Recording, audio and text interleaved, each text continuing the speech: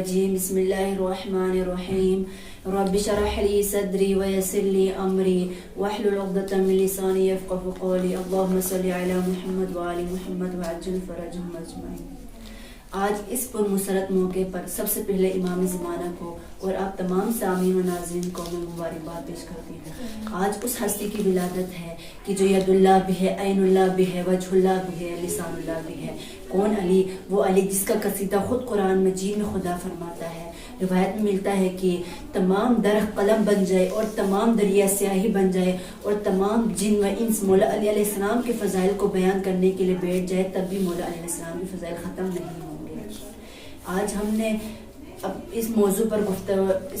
گفتگو کرنے کے لیے ہم نے جامعہ تعلیم و قرآن سے خواہر مہوش رضا کو ہم نے مدعو کیا ہے۔ السلام علیکم خواہر جی۔ تو خواہر محترم امام علیہ السلام کی ذات اور امام علیہ السلام کے فضائل و کمالات کے بارے میں آپ کچھ بیان کیجیے تاکہ سامعین بھی اس سے استفادہ حاصل کریں۔ حضرت امام علی علیہ السلام کی ولادت باسعادت یعنی 13 رجب المرجب کی مناسبت سے یہ جو پروگرام منعقد کیا گیا، اس میں امام علی علیہ السلام کی ذات گرامی کے معجزات کو بیان کرنا چاہوں گی، کیونکہ آج تک ہم نے جتنے فضائل امام کے سنے وہ یا تو امام کی ولادت باسعادت کے متعلق ہوتے ہیں، یا امام علیہ السلام کے شجرہ طیبہ کے متعلق، یا امام کی ذریت کے متعلق، یا امام کی شجاعت و بہادری، یا امام کے علم، یا امام علیہ السلام کی عبادت کے متعلق ہوتے ہیں۔ اور جس طرح سے کوثر کی حقیقت فاطمہ الزہرا کو کہا جاتا ہے، اس طرح سے ماہ رجب المرجب کی حقیقت کو علی ابن ابی طالب کہتے ہیں۔ تو امیر المومنین کی ذات گرامی کے آج چند معجزات کو بیان کرنا چاہوں گی، جن میں سے ایک معجزہ جو میں بیان کرنا چاہوں گی وہ یہ ہے کہ امام علیہ السلام میں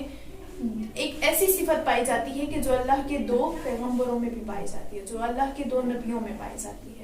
دوسرا معجزہ جو بیان کرنا چاہوں گی وہ امام علیہ السلام کی شجاعت و بہادری اور جرأت کے متعلق، اور کچھ تذکرہ انشاءاللہ امام علیہ السلام کے عامہ و خاصہ کے ذریعے نقل ہونے والے فضائل کے متعلق، اور ایک امام علیہ السلام کے اولاد کے آج تک موجود ہونے کی اس بات پر دلالت کرنا کہ امام علیہ السلام کی ذات معجزہ ہے کے متعلق بیان کرنا چاہوں گی۔ تو سب سے پہلا معجزہ جو امام علیہ السلام کی ذات گرامی کا معجزہ ہے وہ یہ ہے کہ امام علی علیہ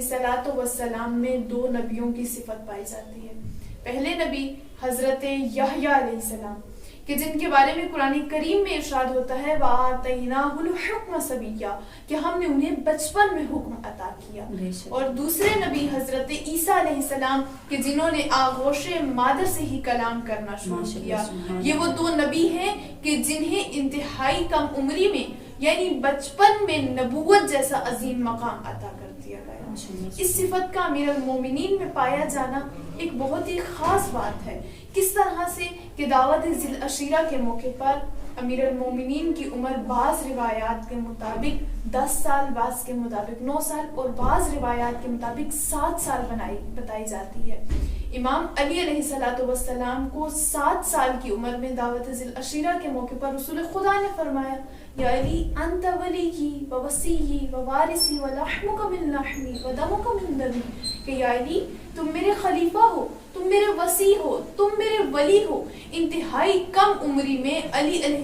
السلام کو مقام امامت کا مل جانا علی کے کم عمری میں بلند مقام ہدایت اور بلند مقام معرفت پر فائز ہونے کی دلیل ہے کہ امام علی علیہ السلام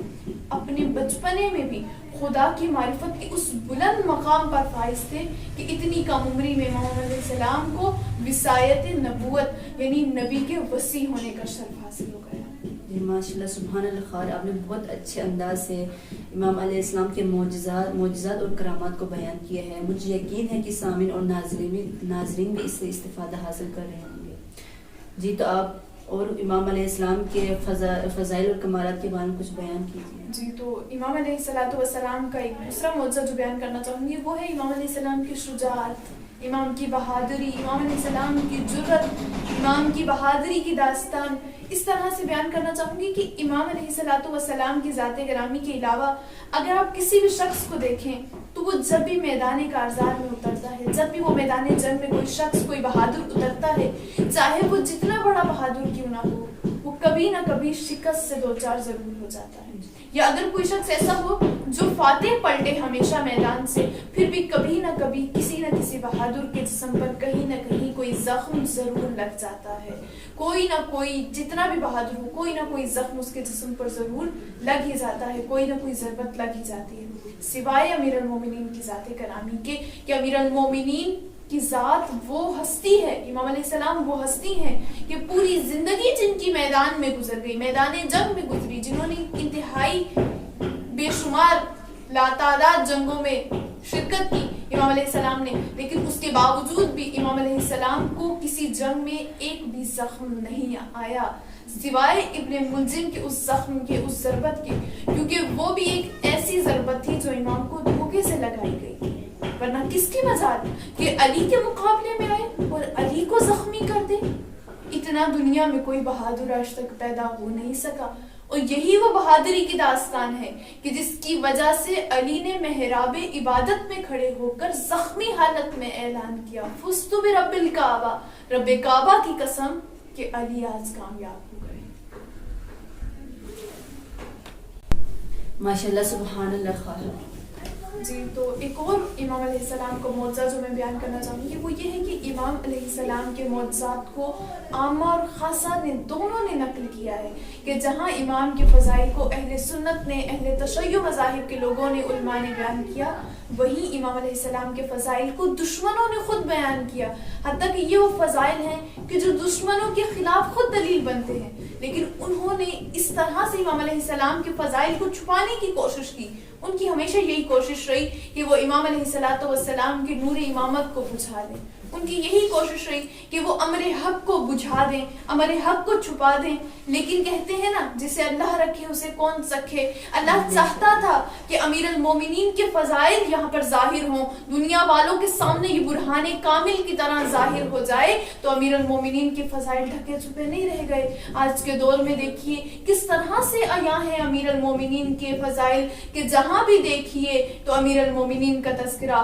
جہاں بھی دیکھیے تو علی علی کی صدائیں ہیں۔ یہ اسی وجہ سے ہے کیونکہ اللہ نے وعدہ کیا ہے اور قرآن میں وعدہ کیا ہے، اور اللہ کا وعدہ کبھی جھوٹا نہیں ہوتا۔ اللہ نے قرآن میں وعدہ کیا ہے قل جاء الحق وزهق الباطل ان الباطل كان زهوقا، بے شک حق آ گیا اور باطل مٹ گیا، بے شک باطل مٹنے والا ہے۔ وہ سب باطل کے باطل مٹ گئے۔ انہوں نے کتنی ہی کوشش کی علی اولاد علی کو ختم کرنے کی، حتیٰ کہ تاریخ نے لکھا کہ اولاد علی، محب علی، شیعیان علی کو زندہ دیواروں میں چنوا دیا کرتے تھے۔ یہ ظالم لوگ، یہ باطل پرست لوگ امام علی علیہ السلام سے محبت رکھنے والے، ان کی ذریت سے محبت رکھنے والے شیعیان علی کو، محبان اہل بیت کو اس طرح سے ظلم و ستم کیا کرتے تھے، ان پر اس طرح سے سزائیں دیا کرتے تھے کہ کبھی ان کے نفوس کو وادی موت میں پہنچا دیا کرتے تھے، یا کبھی ان کے وجود پر اتنے ظلم و ستم کیا کرتے تھے، ان پر اتنے ظلم و ستم کرتے تھے، ان کو اتنی صعوبتوں اور مشکلات سے گزارتے تھے کہ یہ اپنے گھر و بار کو چھوڑ کر وطن سے دور ہونے پر مجبور ہو جاتے تھے۔ لیکن پھر بھی آج دیکھیے اس کا نتیجہ کیا ہونا چاہیے تھا؟ اتنے قتل ہو جانے، اتنے لوگوں کا شہید ہو جانا، اتنی مشکلات کا آنا، اس کا نتیجہ کیا ہونا چاہیے تھا کہ اولاد علی ختم ہو جاتی، اولاد علی نہ ہونے کے برابر ہوتی آج کے دور میں۔ لیکن آج دیکھیں تو ہر شہر میں اولاد علی موجود ہے۔ اولاد علی کا آج بھی کثیر تعداد میں موجود ہونا اس بات پر دلالت کرتا ہے کہ علی علیہ السلام کی ذات گرامی کوئی عام ذات نہیں ہے، بلکہ جہاں امام علیہ السلام سے فعلی طور پر معجزات ثابت ہوئے ہیں، وہی امام علیہ السلام کی ذات مبارک خود بھی ایک معجزہ ہے۔ جی ماشاءاللہ سبحان اللہ۔